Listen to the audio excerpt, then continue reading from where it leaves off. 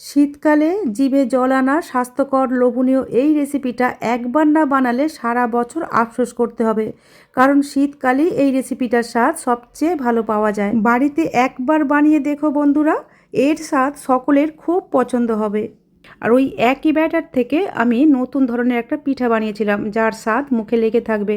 নমস্কার বন্ধুরা, বেঙ্গলি ওভেনে তোমাদের সবাইকে স্বাগত জানাই।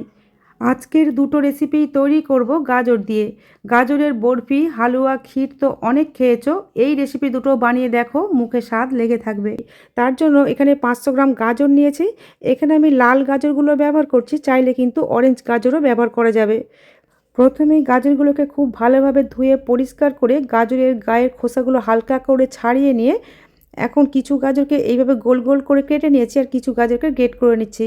যে গাজরের ভিতরে এইরকম হলুদ বা সাদা পার্ট থাকবে সেগুলোকে গ্রেট করে নিতে হবে। ভিতরের এই অংশটা যদি মিষ্টি তৈরি করতে ব্যবহার করি, মিষ্টিগুলো খেতে কিন্তু একদমই ভালো লাগবে না।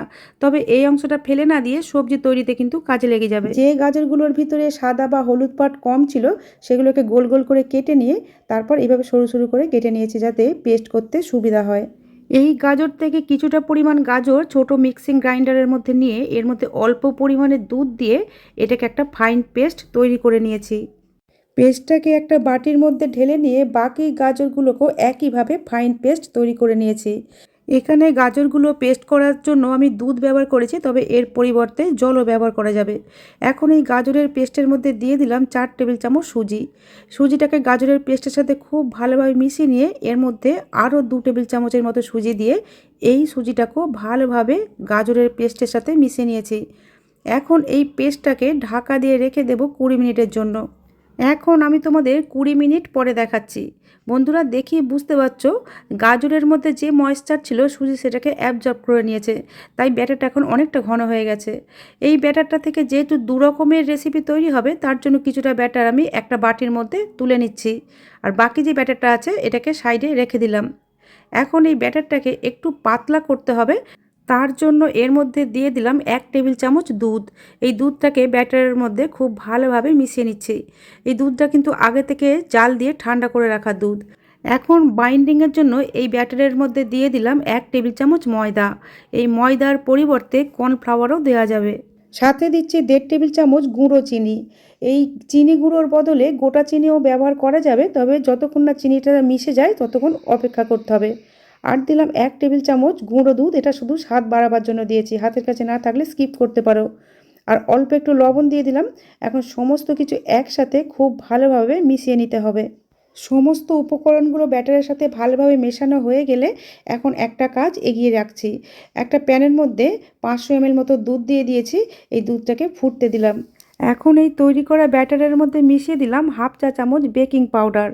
আর এই বেকিং পাউডারটাকে অ্যাক্টিভেট করার জন্য এর মধ্যে দিয়ে দিলাম 1/2 চা চামচ দুধ। এখন এই বেকিং পাউডারটা একই ডিরেকশানে 30 থেকে 40 সেকেন্ড মতো সময় নিয়ে ব্যাটারের সাথে খুব ভালোভাবে মিশিয়ে নিয়েছি। এখন ওভেনে একটা প্যান বসিয়ে তার মধ্যে কয়েক ফোঁটা তেল দিয়ে তেলটাকে প্যানের চারপাশে খুব ভালোভাবে লাগিয়ে নিয়েছি।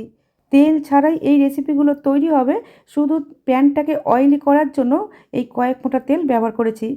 তৈরি করা ব্যাটার থেকে চা চামচে করে এইভাবে 1 চামচ করে নিয়ে গরম প্যানের মধ্যে ছোট ছোট কয়েনের মতো করে ছড়িয়ে দিতে হবে। আর প্যানের মধ্যে যতগুলো ধরবে ততগুলোই দিতে হবে। আর ফ্লেমটাকে কিন্তু একদম লোতে রাখতে হবে। লো হিটে 1.5 থেকে 2 মিনিট কুক করার পরই দেখা যাবে উপরের অংশটা ড্রাই হয়ে গেছে। তখন এইগুলোকে একটা একটা করে এইভাবে একটু সাবধানে উল্টে দিতে হবে। গাজরের এই প্যানকেকগুলো কিন্তু খুব বেশি ব্রাউন করে ভাজা যাবে না, একটু হালকা করেই ভাজতে হবে। দুপিঠটাই হালকা করে ভাজা হয়ে গেলে সবগুলোকেই প্লেটের মধ্যে তুলে নিয়েছি। প্যানের মধ্যে আবার কয়েক ফোঁটা তেল দিয়ে তেলটাকে প্যানের চারপাশে খুব ভালোভাবে ছড়িয়ে দিয়ে আগের মতো একইভাবে বাকি প্যানকেকগুলো তৈরি করে নেব। প্যানকেকগুলো ভাজা হতে থাক ততক্ষণ কিছু ড্রাই ফ্রুটসকে ছোটো ছোটো টুকরো করে কেটে নিয়েছি। এদিকে যে দুধটা ফুটতে দিয়েছিলাম, দুধটাও অনেকটা ফুটে গিয়ে ঘন হয়ে গেছে। এবার এই ফুটন্ত দুধের মধ্যে এখন কেটে নেওয়া ড্রাই ফ্রুটসগুলো দিয়ে দিচ্ছি। এখানে আমি কাজু আর পেস্তা বাদাম ব্যবহার করেছি, নিজেদের খুশি অনুযায়ী যে কোনো ড্রাই ফ্রুটসই ব্যবহার করা যাবে। ড্রাই ফ্রুটস দেওয়ার পরে 1.5 থেকে 2 মিনিট আরও ফুটিয়ে নিতে হবে, যাতে এর ফ্লেভার এবং স্বাদ দুটোই দুধের মধ্যে চলে আসে।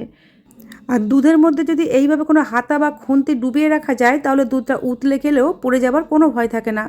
এখন এর মধ্যে দিয়ে দিতে হবে স্বাদ মতো চিনি।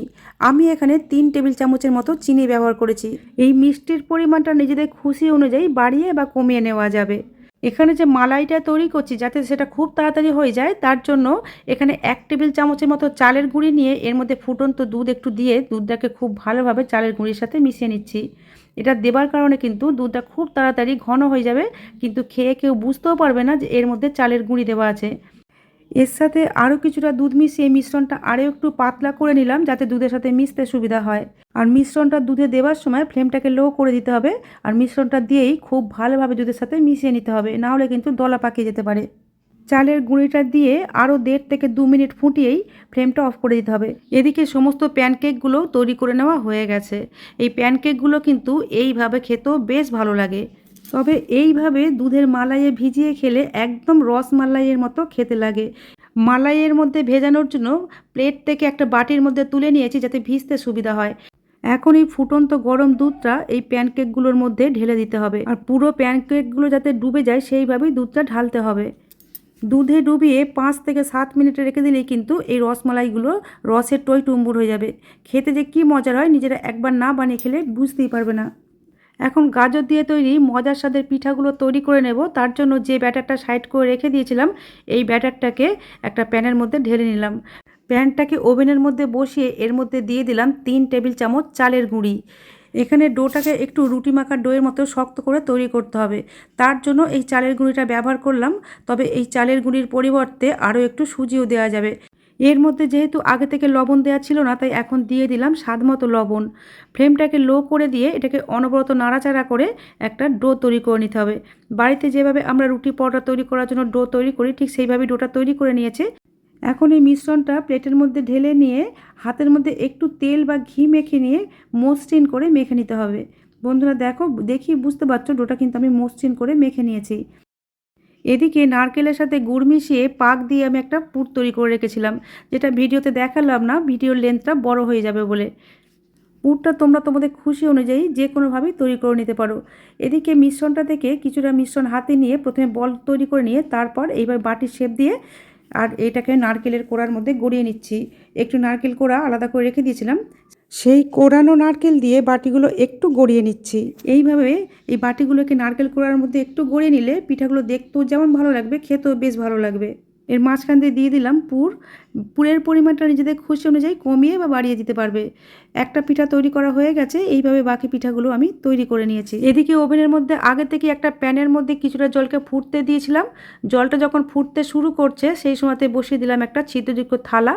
আর এই থালার মধ্যে তৈরি করা পিঠাগুলো এইভাবে একটা একটা করে সাজিয়ে দিতে হবে। আর দেওয়ার সময় একটু ফাঁকা ফাঁকা রেখেই দিতে হবে, কারণ এই পিঠাগুলো সিদ্ধ হয়ে যাওয়ার পরে কিন্তু ফুলে বেশ বড় হয়ে যায়। এখন ঢাকা দিয়ে ফ্লেমটাকে মিডিয়াম টু হাইতে রেখে 8 থেকে 10 মিনিট সিদ্ধ করে নিতে হবে। এখন আমি তোমাদের 10 মিনিট পরে দেখাচ্ছি।